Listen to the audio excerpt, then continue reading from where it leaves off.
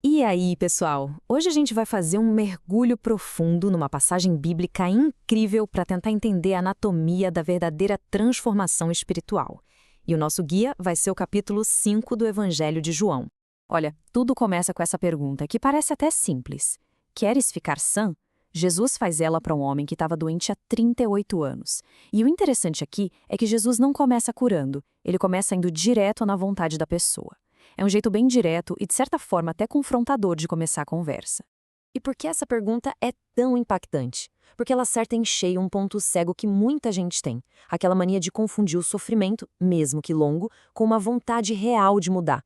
Sabe, ficar muito tempo numa situação ruim não quer dizer automaticamente que a gente está pronto para fazer o que precisa ser feito para sair dela. A resposta do homem, então, diz tudo.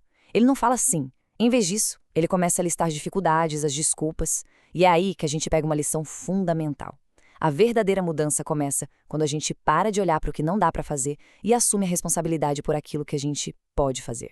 Ok, depois de cutucar a vontade do homem, Jesus dá o próximo passo.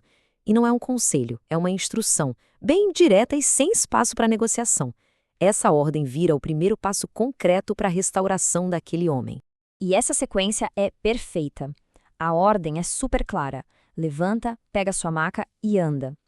A ação do homem é imediata, sem ficar perguntando mais como, sem hesitar. E o resultado? A cura é instantânea. A grande sacada aqui é que a sabedoria muitas vezes não está em entender coisas super complexas, mas sim na nossa disposição de obedecer ordens simples. Mas a história não acaba com a cura, não, pelo contrário. Logo em seguida, começa um conflito e é aí que a coisa fica mais profunda. Os líderes religiosos da época não comemoram a vida que foi restaurada. Eles focam no fato de que uma regra foi quebrada. Esse contraste aqui é gritante. De um lado, você tem o foco da religiosidade, que é a regra, a lei. Do outro, o foco da vida, que é a pessoa restaurada.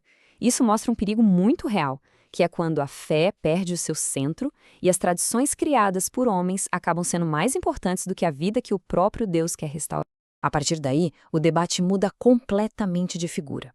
Já não é mais sobre o ato da cura em si, mas sobre a fonte do poder que fez aquilo acontecer. Jesus começa a falar da sua própria autoridade divina, e isso, claro, eleva o nível da discussão para outro patamar. Então, o que seria essa tal de autoridade divina? Significa que a transformação de verdade não vem só de ficar admirando milagres. Ela nasce quando a gente se submete à autoridade de quem realiza esses milagres. A ideia é que honrar o filho é a mesma coisa que honrar o pai. Não dá para separar. Bem, agora a gente chega num dos pontos talvez mais desafiadores de todo o capítulo. A diferença brutal que existe entre só conhecer as Escrituras e, de fato, se render à pessoa de quem elas falam. Essa frase de Jesus uau, é muito forte. Pensa só que ideia poderosa. É totalmente possível estudar a Bíblia com a maior dedicação do mundo e, ao mesmo tempo, estar resistindo ativamente a Cristo, que é o centro de tudo. O conhecimento por si só, pelo visto, não é o objetivo final. Então, a lição aqui fica bem clara, né? Uma leitura que não leva a uma rendição pessoal é vazia.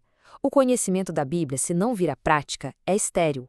O alvo de mergulhar nas Escrituras tem que ser sempre a transformação de vida, e não só o acúmulo de informação na cabeça. E para amarrar tudo isso, a gente chega numa última questão, que é sobre a nossa motivação. O que no fundo nos move? Qual é a aprovação que a gente está buscando de verdade na vida? E a distinção é basicamente essa. O foco humano está sempre correndo atrás da glória que vem das outras pessoas, do status, do conforto.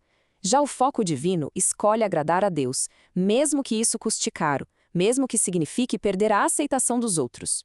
A maturidade na fé aparece quando a gente é capaz de recusar os aplausos do mundo quando eles competem com a verdade de Deus. E a gente encerra com essa pergunta, para todo mundo pensar. Porque, no fim das contas, a fonte de aprovação que a gente mais valoriza, ela talvez seja o espelho mais honesto daquilo que ou de quem realmente governa o nosso coração.